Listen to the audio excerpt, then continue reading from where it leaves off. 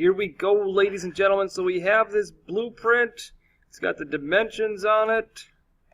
Looking a little busy right now because we got all the dimensions on it. And another important part of this now is putting a parts list. So again, if you were to print this out and give this piece of paper to a person, they need to know exactly what parts they need and the quantity and so on. And just, you know, for like one vehicle, maybe that's not too big a deal. But imagine if somebody is making 10,000 of these vehicles. Well, then they better have a very organized parts list so they can just easily do some math. So what's really, really nice is that the computer already they'll put in the parts list for us based on our files and information that we put in and how many we placed in and those types of things based on our assembly. So this is really neat. We click parts list. We need to select our assembly. So I'm going to find my assembly. This one is the dragster.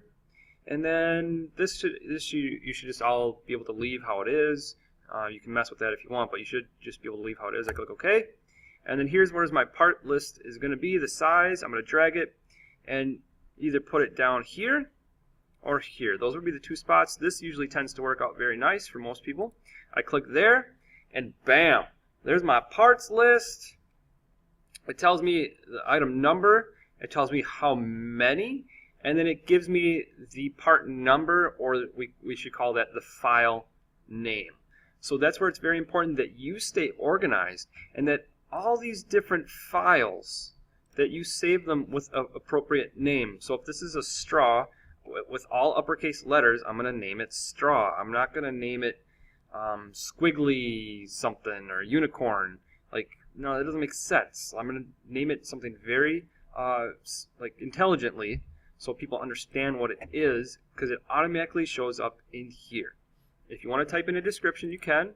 The way that you do that, you got to go in your browser and you got to adjust it in your browser, I believe. That's how you do that. Maybe you can right click and do it. I'm not too worried about that right now. Now, another neat thing with this is that notice we have these item numbers, is that we can do these balloons. So also do these balloons. So I click balloon, and then when I click a part, so the wheel, if you notice, the thin wheel is item number 4. So we'll put in a balloon. Come on. There we go. So, and then I can click and it'll make it slightly angled. I don't want to get all crazy and super far away. This is plenty good like this. So I double click. That is part 4. So the arrow is pointing to part 4. And then I'm going to zoom in. I'm going to get the dowel very carefully. There we go. And that's part 3. And we got to get the body. Drag this out. That's part 1. There's one part that I'm missing, and that would be the straw. So right now I can't see that, so I guess I would have to do it down here or on one of the other views. So that's part 2. Another thing I could do is, let's say I put hidden line view on this. That might make me be able to see the straw as well. So anyway, that's a very quick lesson on how you do the parts list. Get those balloons in there, make them neat. Mine could actually look a little bit better. I don't really like how that looks.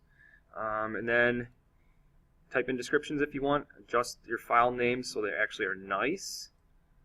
That's how you do it.